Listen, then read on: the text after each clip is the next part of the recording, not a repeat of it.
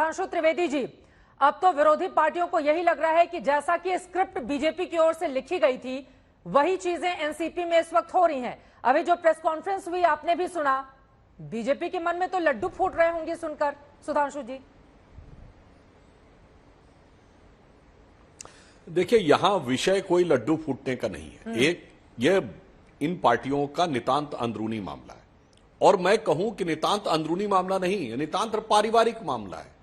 समस्या यह है कि अक्सर जो क्षेत्रीय दल बनते हैं वो किसी मुद्दे और सिद्धांत को लेकर आगे बढ़ते हैं और फिर वो एक परिवार की निजी जागीर के रूप में तब्दील हो जाते हैं। उसके बाद वहां एक अलग प्रकार का सत्ता संघर्ष शुरू होता है, और उसके उपरांत कुछ लोग जिनको लगता है कि साहब सिद्धांत राजनीति इस तरह से होनी चाहिए, कुछ लोगों को लगता है परिवार के हाथ में सत्ता होनी चाहिए, उस कारण से ही यह परिस्थिति होती है। आप देखिए, पूरा जनता परिवार जो किसी जमाने में जनता पार्टी का हिस्सा होता था, अब सब क्षेत्रीय पारिवारिक दलों में उत्तर से दक्षिण तक बदल गया। आरजेडी बिहार में, सपा उत्तर प्रदेश में और जेडीएस कर्नाटक तक, सब जगह यही हुआ। यही शिवसेना के साथ हुआ महाराष्ट्र में, वैसा ही कुछ कुछ यहां होता हुआ नजर आ रहा है। अजित पवार क्या परिवार से नहीं आते हैं? शरद पवार के ये मैं मानता हूं कि नहीं, मैं उसी बिंदु पे आ रहा हूं। होता क्या है कि जब वहां पर सत्ता के केंद्रीयकरण का संघर्ष होने लगता है तो अक्सर मूल्य और सिद्धांत किनारे हो जाते हैं। अब छोटी सी बात, एनसीपी किस आधार पर बनी थी? नाम था राष्ट्रवादी कांग्रेस पार्टी। सोनिया गांधी जी के विदेशी मूल के मुद्दे पर शरद पवार जी ने कांग्रेस छोड़ी थी और उसके बाद अलग पार्टी बना ली थी। अब बताइए, उसके बाद पुनः कांग्रेस से गठबंधन हो गया। चलिए कोई बात नहीं, गठबंधन होने के बाद शिवसेना से भी गठबंधन हो गया, और उसके बाद जो परिस्थितियां बनी, तो मैं कहना चाहता हूं कि कई बार जो लोग सिद्धांत बनाते हैं उन सिद्धांतों में ही इतने अंतर्विरोध हो जाते हैं चित्रा जी, एक समय लगता है उन चीजों को बिल्डअप होने पे। अब हम भी याद दिलाना चाहते हैं, जब लालू प्रसाद यादव जी पहली बार मुख्यमंत्री बने थे जनता दल में, तब तो नीतीश कुमार, जॉर्ज फर्नांडिस सब तो उनके साथ थे। ठीक है, फिर लालू यादव जी की जो स्टाइल ऑफ फंक्शनिंग थी और जो सत्ता आप लोगों की निगाहें नीतीश जी ने छोड़ा था। बिहार पर भी हैं। महाराष्ट्र में ये करने के बाद जो आरोप आपके ऊपर लग रहे हैं कि बिहार में भी क्या तोड़फोड़ की कवायद में लगी हुई है, लेकिन नाइस फॉर्मूले से टुकड़े टुकड़े होगा क्या विपक्ष, जैसा कि कांग्रेस की ओर से बाकायदा किया जाता है। नारकोटिक्स अलग अलग नाम दिया गया है, इसके बारे में लगातार हम आपको दिखा रहे हैं। लेकिन अभय दुबे जी, एक तरफ पटना में जाकर आप लोग विपक्षी एकता को हवा दे रहे थे, वहीं देखिए पैर के नीचे से जमीन खिसकती हुई चली जा रही है। अब तो अध्यक्ष ही बदल दिया है अजित पवार ने, और प्रफुल्ल पटेल कार्यकारी अध्यक्ष ने इसका ऐलान किया कि महाराष्ट्र का नया अध्यक्ष कौन होगा। अभय दुबे जी, अरे अभी 3 दिन पहले तो प्रधानमंत्री जी आपने गारंटी दी थी भ्रष्टाचारियों पर वार की, और सबसे पहला नाम किसका लिया था? अजीत दादा पवार के 70,000 करोड़ के सिंचाई घोटाले का भोपाल में कहा, 70,000 करोड़ का घोटाला। और सुनील तटकरे कौन है? उनके साथी उस घोटाले में। प्रधानमंत्री जी, कुछ तो प्रमाण होंगे, आपने आरोप लगाया तो, जिनकी बिटिया को भी मंत्री बनाया उप मुख्यमंत्री के साथ। ये जो प्रफुल्ल पटेल साहब के चेहरे पर प्रफुल्लता दिखाई दे रही है, इन नेताओं की जो सुर्खियां दिखाई दे रही है, उसके पीछे की कुछ सुर्खियां मैं आपको बता देता हूं सिर्फ 10 सेकंड में। अजीत पवार साहब और सुनेत्रा जी, जो उनकी वाइफ है, उस पर ईडी ने एमएससी बैंक घोटाले की चार्जशीट अभी फाइल की है, जिसमें उन दोनों का नाम नहीं, भारतीय जनता पार्टी आरोप लगा रही थी इस सिंचाई घोटाले के अलावा। अरे साहब, मुल्ला हसन मुशर्रफ कौन है बताइए, जिनको मंत्रिमंडल की अभी शपथ दिलाई आपने? इनके किरीट सोमैया जी जगह जगह प्रेस कॉन्फ्रेंस लेते घूम रहे थे कि अरे साहब सैकड़ों करोड़ रुपए इनकी शुगर मिल में अवैधानिक रूप से आए। और अभी 1 महीने पहले इनके यहाँ 3 रेड हुई और इनके सहयोगियों का रेड हुई। अब आप प्रफुल्ल पटेल साहब जो प्रफुल्लित हो रहे हैं ना, उन पर आरोप क्या लगाया भाजपा ने? उन पे आरोप ये लगाया कि ईडी ने जो संपत्तियां इनकी कुर्क की है, इकबाल मिर्ची के साथ संबंध है। कौन इकबाल मिर्ची? वो इकबाल मिर्ची तो दाऊद इब्राहिम का दायां हाथ। अरे इतनी सारी बातें अभय दुबे जी आप बता रहे हैं, अभी इसी पर रहते हैं ना। देखिए, बीजेपी तोड़फोड़ कर रही है, लेकिन दूसरी तरफ पार्टियां भी तो टूटने को तैयार बैठी है ना। अगर अजित पवार खुद ही ये नेतृत्व लेते हैं, वो शरद पवार के कई फैसलों से खुश नजर नहीं आते हैं, तो फैसला तो उनका है, बीजेपी को आप दोष देते रहिएगा। लेकिन वहां पर आपको नजर आ रहा है पूरी एनसीपी अब ऐसा लग रहा है कि अजित पवार के पीछे खड़ी है, जैसा कि उनके गुट की ओर से दावा किया जा रहा है। देखिए, ये भाजपा के ईडी सीबीआई इनके फैसलों से खुश नहीं थे, ये तो खुद कह रहे हैं वो। ये क्या है साहब, धनंजय मुंडे पर क्या आरोप लगा रहे थे पता है आपको चित्रा जी, कुछ दिन पहले? जी। बलात्कारी है साहब, इसको मंत्रिमंडल से हटाइए, ये बलात्कारी है। तो धनंजय मुंडे ने सफाई दी कि नहीं साहब, वो जो आरोप लगाया है वो मेरी दूसरी पत्नी है, उससे मेरे 2 बच्चे हैं, भ्रष्टाचार के अलावा। और जो शिंदे सेना का आपने जिक्र किया है वो भी ऐसे नहीं बनी है, उसमें भी भावना गवली, यशवंत जाधव, यामिनी जाधव, प्रताप सरनाईक, सबको ईडी सीबीआई ने घेरा, 5-5 समन दे रहे थे, तब कर जाकर इन्होंने शिंदे सेना अलग बनाई और उस पर भी सुप्रीम कोर्ट ने कहा कि अवैधानिक काम किया है आपने व्हिप ने जो जारी की वो गलत थी, जो लोकसभा विधानसभा स्पीकर ने फैसला लिया वो गलत था। हाँ। और गवर्नर ने जो, तो प्रधानमंत्री जी भ्रष्टाचारियों को एक साथ इकट्ठा कर रहे हैं आप, इसके अलावा कुछ नहीं है। ये सत्ता की भूख जो है इसका जवाब देश की जनता देगी, आप आने दीजिए चुनाव। जी, उनके सवालों पर जवाब दीजिए, उसके बाद बाकी मेहमानों के पास। बस एक लाइन में देखिए चित्रा जी, अपने को स्वयं भ्रष्टाचारी घोषित करके और चीख कर घोषित करने में मुझे लगता है कांग्रेस पार्टी को महारत हासिल है। अभी आप जिन चीजों को भ्रष्टाचार कह रहे थे, मात्र कुछ दिन पहले तक आप कहते थे ऐसा भ्रष्टाचार नहीं है। तो मैं पूछना चाहता हूं, यदि आपको लगता है कि अजीत पवार ने भ्रष्टाचार का घोटाला किया तो किस समय किया? उन 15 साल जब आपकी सरकार थी, आपका मुख्यमंत्री था, क्या कार्रवाई की आपने? बोलिए। तब आपका स्टैंड है कि ऐसा कुछ नहीं। आज तो आप बताइए, यदि आज आपका स्टैंड ये है कि वो भ्रष्टाचार था, तो साफ साफ कहिए कि आपको पता था भ्रष्टाचार है, इसके बावजूद आप साथ में थे। दोनों बातें एक साथ नहीं चलेंगी कि जी हमारा भ्रष्टाचार था, हमारी सरकार में चल रहा था, हमने कुछ नहीं करने दिया और हमारा ऑफिशियल स्टैंड था, या फिर कहिए हमारा ऑफिशियल स्टैंड था कि भ्रष्टाचार नहीं है, आज वो भ्रष्टाचार हो गया। दो में से एक बात तय कर लीजिए और फिर डिबेट करिए। उनकी बात पूरी हो जाए। 1 सेकंड नहीं, एक बस 10 सेकंड। हाँ, बोलिए। अरे अभय दुबे बहुत छोटा आदमी है साहब, देश के प्रधानमंत्री जी के पास प्रमाण है। सुधांशु त्रिवेदी जी 3 दिन पहले पूछिए ना प्रधानमंत्री जी से, एक बार साहस हो, पूछिए किरेट सोमैया से, पूछिए देवेंद्र फडणवीस से जो कह रहे थे पवार दादा चक्की पिसिंग, सत्ता आ जाने दो, चक्की पिसवाएंगे अजीत पवार से। क्या हुआ साहब? सत्ता की भूख मिटा लिया आप लोगों ने। अरे साहब माफ कीजिए, ये देश देख रहा है क्या हाथी के दांत खाने की ओर, दिखाने की ओर। सिर्फ सत्ता हथियानी है आपको, और ये विपक्षी दलों की चिंता का विषय नहीं, देश को चिंता करना चाहिए। भारतीय जनता पार्टी जिस अनैतिक तरीके से सत्ता की भूख मिटा रही है वो सारे देश के लिए चिंता का विषय होना चाहिए। क्या मखौल उड़ा दिया प्रजातंत्र का आपने, जगह जगह मखौल उड़ा दिया। आपको ये लगता है कि प्रधानमंत्री जी अगर भाषण देंगे भ्रष्टाचार पर तो किसी न किसी राजनीतिक दल को तोड़ दिया जाएगा, ये लगने लगता है। ठीक है, भ्रष्टाचार पर जिन लोगों को घेरते हैं सुधांशु त्रिवेदी जी, आप लोग बाद में वो लोग पार्टी में शामिल हो जाते हैं तो उनके दाग अच्छे हो जाते हैं बीजेपी के लिए। नहीं, अभय जी की मैं बात नहीं समझ पा रहा हूं। सत्ता की भूख करें, हम तो ऑलरेडी सत्ता में थे भाई। कोई उलट पलट करके सरकार बन गई हो तो आप कहिए, हमारी इस समय तो ऑलरेडी सरकार चल रही थी, हमारा मुख्यमंत्री है, हमारा बहुमत है, तो कौन सी सत्ता की भूख आप कहने लगे? हाँ, आपकी मैं कहना चाहता हूं, आपकी बातों से सत्ता की भूख साफ दिख गई। या तो सत्ता में रहते हुए आप उसको भ्रष्टाचार मान रहे थे, यदि आपका आज का वक्तव्य सही माना जाए तो सत्ता की भूख में आप साथ में थे, और यदि आपका वक्तव्य आज सही न माना जाए तो आप आज झूठ बोल रहे हैं। दो में से एक बात आपको तय कर लेनी चाहिए। फैक्ट ये नहीं है, फैक्ट यही परिवारवादी पार्टियों के साथ अंततः यही हर्ष होता है कि पार्टी, संगठन, कार्यकर्ता, विधायक, सांसद एक तरफ चले जाते हैं और परिवार एक तरफ रह जाता है। उत्तर से दक्षिण तक यही हुआ और कमोबेश यही आपकी पार्टी में भी हो रहा है। ठीक है, आप दोनों के पास में आऊंगी, जरा बिहार भी लेकर चलते हैं, क्योंकि महाराष्ट्र की सियासत में जिस तरह से घटनाक्रम तेजी से बीते 1 सालों में बदल रहे हैं, उसका सीधा असर लेकर आते हैं बीजेपी के तमाम नेता। बिहार में एक के बाद एक बयान सामने आए हैं राजीव रंजन जी, चाहे वो सुशील मोदी हो, उनका यह कहना है कि जेडीयू के कई सांसद और विधायक हमारे संपर्क में हैं, वो शामिल होना चाहते हैं क्योंकि वो राहुल गांधी के नेतृत्व को और ये जो विपक्षी एकता है उनको ये नहीं समझ में आ रहा है। असर पड़ेगा क्या महाराष्ट्र का बिहार पर भी? मैं केवल 2 लाइन केवल सुधांशु जी के बारे में केवल कहना चाहूंगा, इसका बिहार पर मैं जवाब दूंगा। देखिए, सुधांशु जी की बातचीत से इतना बिल्कुल साफ कि चित भी इनकी होगी, पट भी इनकी होगी। परिवारवाद के खिलाफ है। अजीत पवार जी तो परिवारवाद की वजह से ही राजनीति में आए, और भ्रष्टाचार को लेकर के प्रधानमंत्री जी की बात में इन्होंने कहा कि आपने मान। प्रधानमंत्री जी भ्रष्टाचार और परिवारवाद पर पिछले 1 सप्ताह से लगातार हमले कर रहे हैं। शरद पवार जी किसी परिवार की वजह से राजनीति में नहीं आए थे, लेकिन अजीत पवार जी शुद्ध परिवारवादी राजनीति की उपज है।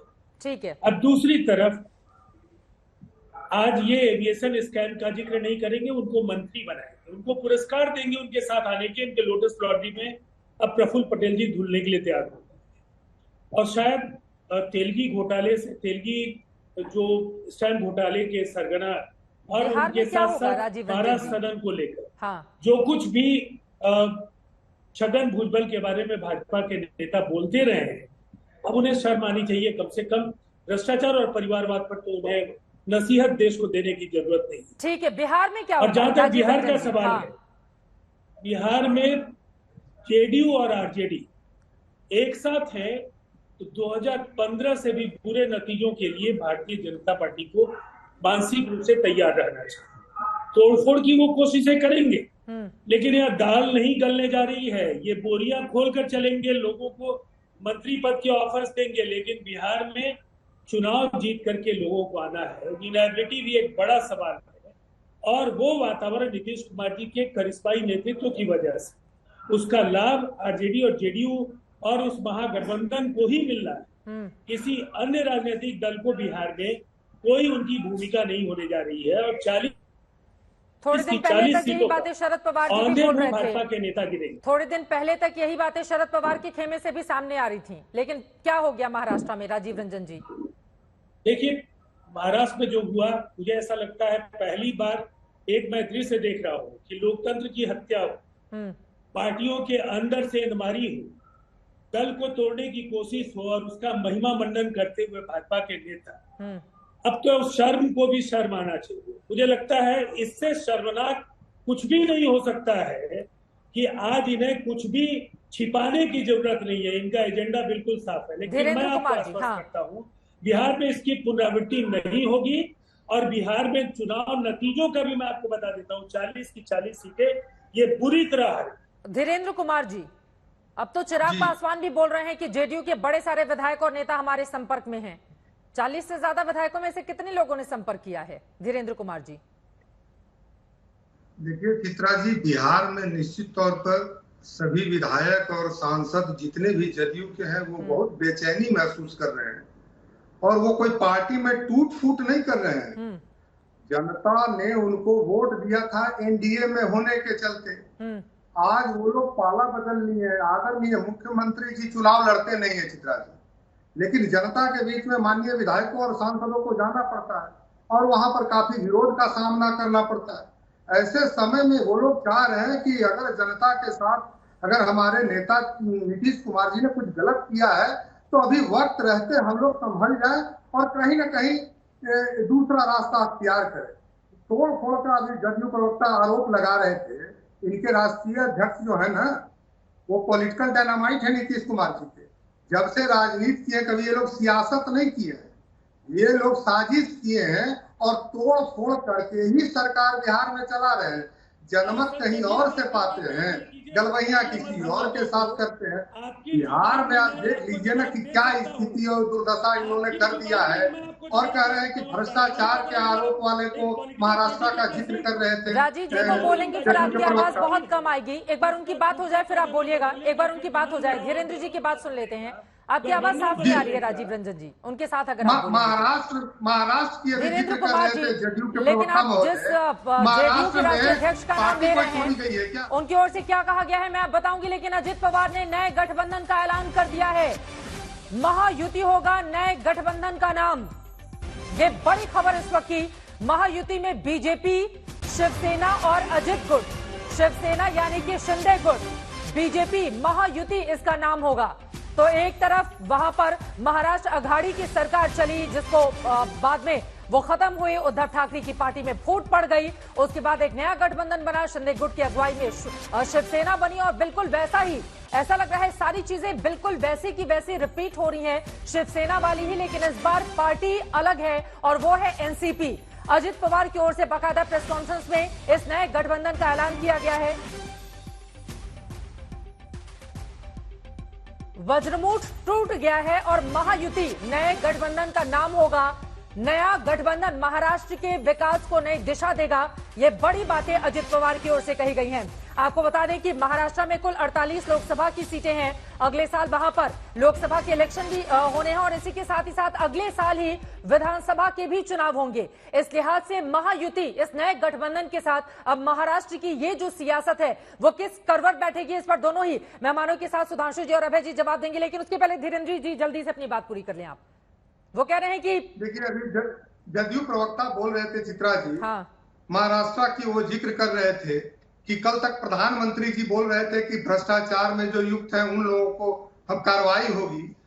हमने तो सुना, सुधांशु जी को बढ़िया से पता है कि अगर डाकू भी होते हैं, पुलिस अगर करती है तो उनको भी आत्मसमर्पण का मौका दिया जाता है। और देश में कई ऐसे उदाहरण है, मोहर सिंह, मलखान सिंह से लेकर कई लोग, उनको भी मुख्य धारा से जोड़ा जाता है। कांग्रेस के मित्र हमारे सुन रहे हैं, आप लोग भ्रष्टाचार में ही सरकार से बाहर गए थे। अगर लोग, उन पर आरोप नहीं तय हुआ है, अभी सरकार में वो आए हैं, लेकिन आप बताइए कि जनता दल यू ने जिससे हाथ मिलाया है बिहार में, उनको तो कोर्ट ने सजा दिया है ना भ्रष्टाचार में। तो आपके पास भ्रष्टाचार से बचने के कौन से ऐसे तर्क दे रहे हैं जिससे जनता आपको दोबारा आपकी बातों में आएगी? मैंने पूछा था कुल कितने विधायक आपके संपर्क में हैं, कुछ लोगों का नाम भी क्या आप बताना चाहेंगे? इसके लिए धीरेन्द्र जी आप तैयार नहीं हो रहे हैं, दावा कर रहे हैं कि सारे के सारे विधायक। ठीक है, अब मैं जरा आ जाती हूँ, आरजेडी के महासचिव भी हमारे साथ जुड़े हुए हैं, जरा उनसे भी एक टिप्पणी ले लेती हूँ। चितरंजन गगन जी हमारे साथ मौजूद हैं। चितरंजन जी, देरी से आ रही हूँ आपके पास, लेकिन सीधा से सवाल है, पटना में जब प्रेस कॉन्फ्रेंस हो रही थी उन तमाम 17 दलों की, उस दौरान मेरी भी मौजूदगी थी। लालू प्रसाद यादव ने राहुल गांधी के नाम को आगे बढ़ा दिया और माना जा रहा है अलग अलग हिस्सों में ये जो टूट फूट चल रही है वो राहुल के नाम के कारण ही चल रही है। तो ये दांव उल्टा पड़ गया क्या चितरंजन जी? चित्रा जी, पहले मैं आपके इस बात का खंडन करता हूं कि लालू जी ने जो है सो जो कहा उनको शादी करने के लिए, तो उसको पॉलिटिकल रूप दिया जा रहा है, या जो है सो एक भाजपा का प्लानिंग है, भाजपा इस रूप में इसको प्रचारित कर रही है। वह तो जो है व्यक्तिगत मामला था, शादी ब्याह के लिए स्वाभाविक है, गार्जियन के रूप में उन्होंने कहा। अब उसको पॉलिटिकल रूप दिया जा रहा है, यह सब जो है एजेंडा है भाजपा का। और एक बात मैं बताता हूं कि सुधांशु त्रिवेदी जी जो कह रहे थे, तो मैं यह कह रहा हूं कि जब माननीय प्रधानमंत्री जी को यह मालूम था कि अजीत पवार भ्रष्टाचारी हैं और उसके बाद उनको जो है सो मंत्रिमंडल में शामिल किया गया, इसलिए वो कांग्रेस से जो पूछ रहे हैं, सवाल है कि मालूम तो उनको था प्रधानमंत्री जी को कि हाँ साहब वह जो है सो भ्रष्टाचारी हैं, तो जानबूझकर भ्रष्टाचारी को वह शामिल किए। इससे माननीय प्रधानमंत्री जी की जो 3 दिन पहले भ्रष्टाचार पर लंबी चौड़ी डीगे हाँक रहे थे, उनकी विश्वसनीयता कम हुई है। रहा बिहार के बारे में आपने कहा, तो सुशील मोदी जी की बात का कोई महत्व नहीं रहता है, क्योंकि अब बड़े नेता रहे हैं इसलिए मीडिया में जगह भले ही मिल जाता है, लेकिन यहाँ पर काफी मजाक। अरे उनके प्रदेश अध्यक्ष सम्राट चौधरी भी बोल रहे हैं, केवल एक ही नेता नहीं है ना, सम्राट चौधरी बोल रहे हैं, वो भी बोल रहे हैं, चिराग पासवान बोल रहे हैं, लंबी फहरिस्त है ऐसे नेताओं की। नहीं, मैं बोल रहा हूँ ना, देखिए ये लोग को जो है इन लोगों का चरित्र जो रहा है, जब एनडीए में जनता दल यू शामिल थी, उसी समय एनडीए के भाजपा के लोगों ने जनता दल यू को तोड़ने का प्रयास किया, और यह जब जानकारी हो गई जदयू के नेताओं को और नीतीश जी को, और इसी आधार पर उन्होंने भाजपा का साथ छोड़ा था, क्योंकि ये लोग पीठ में छुरा भोंकने का जो साजिश कर रहे थे, षड्यंत्र कर रहे थे, वह खुल चुका था। कई विधायकों को इनके द्वारा प्रलोभन दिया गया था। अब सवाल है कि जो लोग जाने वाले थे, जिन लोगों को अपने एजेंट के रूप में जनता दल यू में रखे हुए थे, चाहे आरसीपी सिन्हा हो या उपेंद्र कुशवाहा, वे चले गए। और भरम में सच्चाई यह है कि भाजपा में भयंकर टूट होने वाली है, क्योंकि अब पार्लियामेंट का चुनाव होने वाला है। 17 पार्लियामेंट के मेंबर हैं भाजपा के, जो नीतीश जी के साथ रह के, गठबंधन में रह के चुनाव जीत के गए हैं पार्लियामेंट में। अब उनको यह एहसास हो गया है कि अब जो स्थिति बनी है इसमें हम लौटने वाले नहीं है। इसलिए भाजपा के जो सांसद हैं वे जनता दल यू और राजद से संपर्क कर रहे हैं कि शायद मुझे जो है सो जगह मिल जाए। सच्चाई यही है, और इसी से बचने के लिए ये लोग जो है सो बोल रहे हैं, माहौल बना रहे हैं। बीजेपी के कितने विधायकों ने संपर्क किया है आरजेडी से, जेडीयू से? देखिए 17 तो बड़ी खबर दे रहे हैं ना। हाँ। मैं नाम नहीं खोलूंगा, लेकिन 17 क्यों नहीं खोलेंगे नाम? नहीं, नाम खुल जाएगा, नाम खुल जाएगा, क्योंकि यहाँ से एंट्री नहीं मिल रहा है। लेकिन 17 में जो है सो मैक्सिमम सांसद इनके जो हैं, जो है सो अपना चूर घाट मिला रहे हैं, कभी राजद नेता से संपर्क कर रहे हैं, कभी जनता दल यू से, क्योंकि उनको एहसास हो गया है कि लौटने वाले नहीं है 2024 के चुनाव में, या जब भी लोकसभा का चुनाव होगा उस 17 में से एक भी लौटने वाले नहीं। बोलिए सांसद जी सुधांशु त्रिवेदी जी, बीजेपी के कई सांसद संपर्क में हैं जेडीयू और आरजेडी के। देखिए चित्रा जी, अभी जो कुछ दिख रहा है पूरे भारत में उसके ठीक विपरीत बोलने का प्रयास कर रहे हैं चितरंजन जी। कोई बात नहीं, मैं उनकी बात का सम्मान करता हूं। ये तब बोला जाता है जब आपको लगे कि आपकी सरकार बहुत खतरे में, तो जब ये कहा जाए सरकार को कोई खतरा नहीं, समझिए सरकार खतरे में। मगर मैं एक बात कहना चाहता हूं, ये जो नैतिक भ्रष्टाचार किया गया है दोनों जगह, बिहार और महाराष्ट्र, देखिए अगर किसी भी दल की हंग असेंबली आई हो, बहुमत न मिले, तो एक बार समझा जा सकता है कि आपको गठबंधन करना पड़े। वहां भाजपा शिवसेना को क्लियर मेजॉरिटी मिली थी, जनता ने क्लियर मैंडेट दिया, पर केवल अपनी अहम मान्यता सत्ता के लिए शिवसेना ने महाविकास अघाड़ी बनाया। यहां पर जदयू भाजपा गठबंधन को स्पष्ट बहुमत दिया बिहार में, मगर नीतीश जी की व्यक्तिगत अहम मान्यता के कारण वो उधर की तरफ चले गए। तो ये तो सीधे सीधे जनादेश के साथ छलावा हुआ ना। देखिए अगर खंडित जनादेश हो तो हम मान सकते हैं कि आपकी मजबूरी हो गई किसी भी दल की सरकार कैसे बनानी है, पर स्पष्ट जनादेश के साथ जब धोखा किया जाता है तो ये होता है। और मैं आपसे एक बात कहूं, सारे लोग बोलेंगे समझ में नहीं आएगा, उनकी बात जल्दी से खत्म हो जाए। अभय जी भी कुछ कहना चाह रहे हैं, जल्दी से सुधांशु जी। बस एक लाइन में मैं एक ही पंक्ति में कह देना चाहता हूं, ज्यादा नहीं, कि भाई अब जो कुछ दिख रहा है विपक्ष की तथाकथित महागठबंधन पे, तो उस पर दो पंक्ति कह देता हूं चित्रा जी, और समझिए मोदी जी की तरफ से कह देता हूं कि इस महागठबंधन का नशा उतरता चला गया, तू मुझे डुबाता रहा और मैं उभरता चला गया, मंजिल समझ के बैठ गए जिस राह पे चंद लोग, पटना के लिए कह रहे हैं, मंजिल समझ के बैठ गए जिस राह पे चंद लोग, मैं ऐसे कितने ही रास्तों से गुजरता चला गया। ये वास्तविकता है आज की राजनीति की। एक तरफ मोदी जी के नेतृत्व में भारतीय जनता पार्टी और एनडीए का गठबंधन स्पष्ट मजबूत भारत की वे लेकर, और बाकी व्यक्तिगत अहम मान्यता के आपसी कुनबे को लेकर अपने परिवार और भ्रष्टाचार को बचाने की कवायद। तो दोनों में जमीन आसमान का अंतर है, और आपका अंदरूनी जो चीजें हैं वो खुद ब खुद उभर कर सामने आ रही है। अभय दुबे जी जल्दी से एक क्लोजिंग कमेंट आपका। उधर तो छगन भुजबल ने भी कह दिया कि शरद पवार ने अंदरूनी पार्टी के भीतर कहा था कि 2024 में आएंगे तो मोदी ही, और राहुल गांधी का नाम पटना में प्रोजेक्ट कर दिया गया है। इसी वजह से तो सब कुछ नहीं हो रहा। चित्रा जी, मैं भी दो पंक्तियां सुधांशु जी को प्रधानमंत्री जी के लिए समर्पित कर देता हूं कि भ्रष्टाचार पर व्यवहार की झूठी गारंटी जारी रखें, सारे चोरों की फहरिस्त है आपके पास, सबकी सत्ता में भागीदारी रखें। क्या मुंह दिखाएंगे? जब आप शिंदे सेना के साथ अनैतिक गठबंधन बनाया ना, तो 5 में से 4 एमएलसी के चुनाव हार गए, नागपुर में हार गए, अमरावती में हार गए, कस्बा पेट का उपचुनाव 25 साल बाद हारे हैं आप राजस्थान में हारे, छत्तीसगढ़ में हारे, कर्नाटका में न दुखड़ा चला प्रधानमंत्री जी का, न मुखड़ा चला। अगर यही क्रम आपके जारी रखे गए ना सुधांशु जी, तो जनता सबक सिखाएगी। जनता की अदालत सब में